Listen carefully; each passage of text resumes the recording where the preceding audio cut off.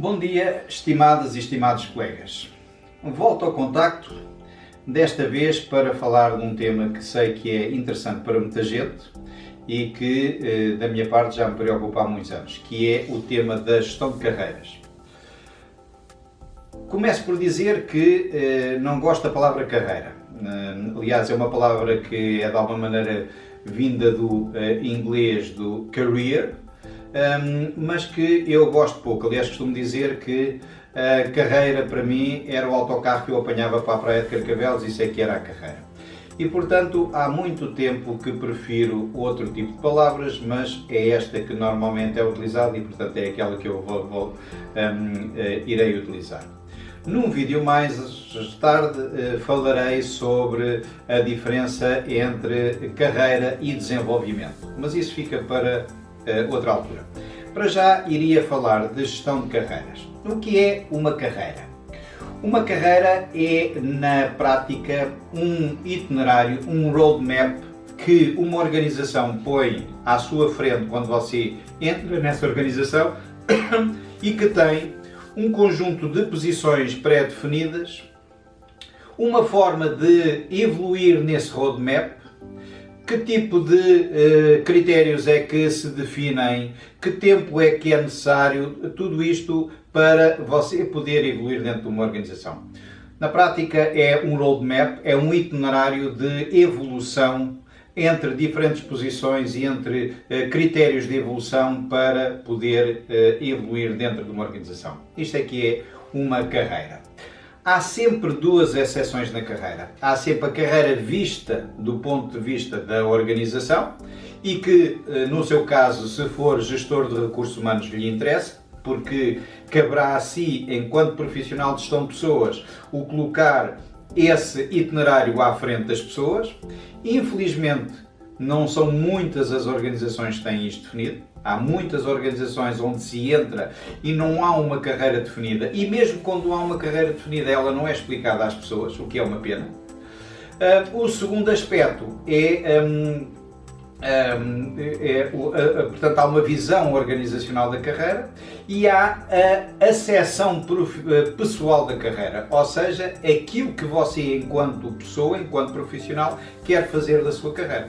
Se for um gestor de recursos humanos, interessam-lhe as duas, porque você não só tem que ser responsável por criar dentro da sua organização este, digamos, plano de carreira para as pessoas que entram, ou para as pessoas que já lá estão, e interessa-lhe também gerir a sua carreira do ponto de vista pessoal. Se não for profissional de recursos humanos, interessa-lhe essencialmente a gestão da carreira nesta perspectiva pessoal.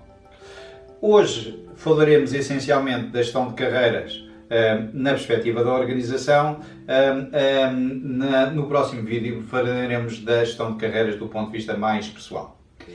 Do ponto de vista organizacional, como vos disse, a carreira, no fundo, é este roadmap interno que é apresentado pela estrutura de uma organização às pessoas que entram e que, na prática, são um conjunto de posições e os critérios para evoluir dentro dessas posições. Isto é que é a carreira e é isto que normalmente nós apresentamos às pessoas.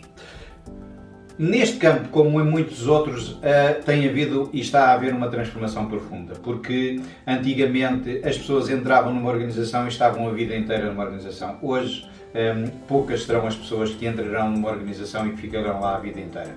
E mesmo que fiquem lá, as modificações vão ser tantas que provavelmente o plano de carreira inicial servirá de muito pouco. De qualquer maneira, é importante haver este plano e haver uma ideia de qual é o itinerário que eu poderei percorrer dentro daquela organização em termos de evolução profissional. No passado, as carreiras tinham essencialmente dois grandes níveis. Tinham o nível da gestão e o nível técnico. A gestão por cima, digamos, as posições hierárquicas por cima e as posições técnicas por baixo. Como é que se estruturava a carreira de uma pessoa? Era, durante anos e anos, o tipo de carreira era, nós entrávamos normalmente imaginem como engenheiro de desenvolvimento de software, ou como delegado de informação médica, ou como técnico de uma coisa qualquer, ou mesmo como vendedor, e entrávamos como trainee, passado algum tempo passávamos a júnior, depois passávamos a qualificado, depois passávamos a sénior, depois passávamos a especializado, depois passávamos a executivo e, enfim, e fazíamos uma carreira técnica até determinada altura. E aqui era a carreira técnica. A partir daí, alguns evoluíam para a carreira de gestão ou para a carreira hierárquica. Ou seja, depois de chegarmos ao fim da carreira técnica, normalmente evoluímos para chefe de equipa, depois para chefe de secção, chefe de serviço, chefe de departamento, diretor, administrador, CEO. Portanto, é normalmente o evoluir de uma carreira das pessoas dentro das organizações, e foi assim durante muitos anos. É evidente, quanto mais elevado, menos pessoas lá chegariam. Portanto, no fundo, era um funil que se ia formando, e o ponto mais elevado desse funil só passariam algumas pessoas. De qualquer maneira, era isto.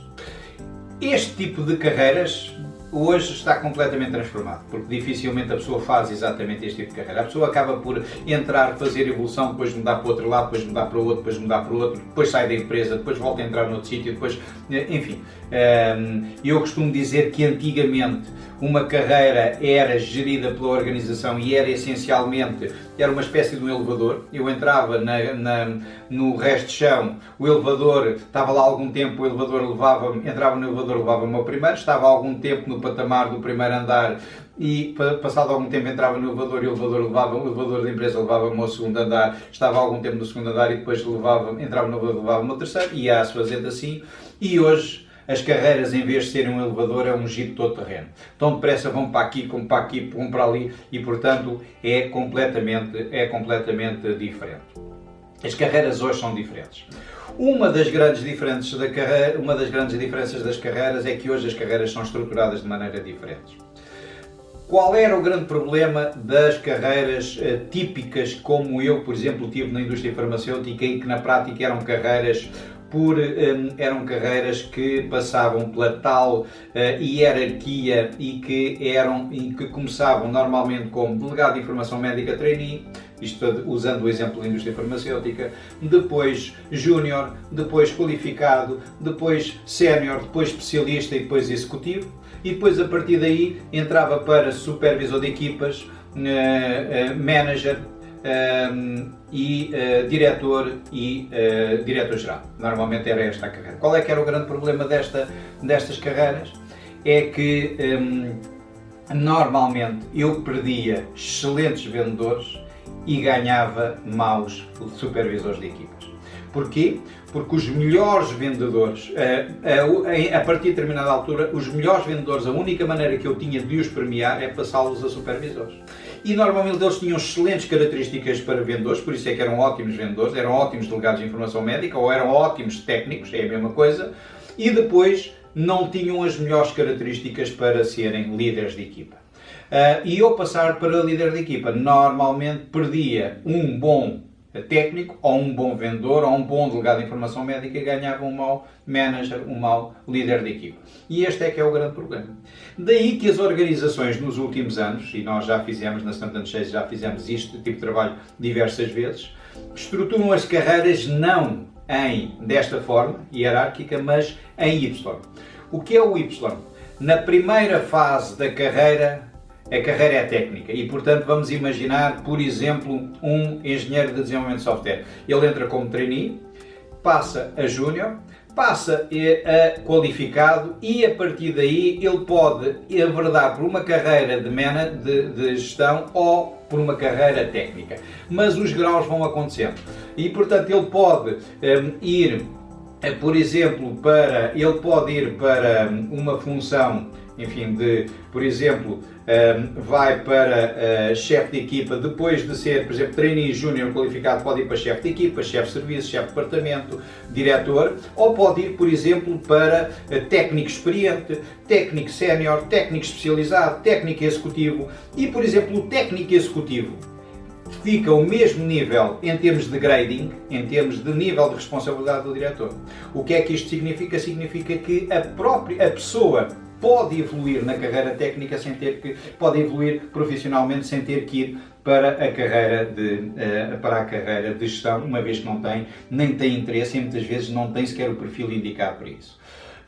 Este é aquilo que se faz. É difícil nestes vídeos, sem a utilização de um PowerPoint ou de quadros, apresentar-vos como é que se estruturam estas coisas. Ainda vou tentar ver se consigo encontrar uma forma de explicar como é que se conjuga o sistema de grading com os níveis de responsabilidades e o posicionamento de cada uma das funções, com os graus dentro dessas funções, com o arranjo salarial para cada uma dessas funções e para cada um desses créditos, com os critérios de evolução, que normalmente são o tempo, o mérito e a formação que se tem e a vaga, que também são, e portanto são todos este conjunto de critérios que normalmente são devidamente estruturados para se criar, para se estruturarem as carreiras dentro das organizações.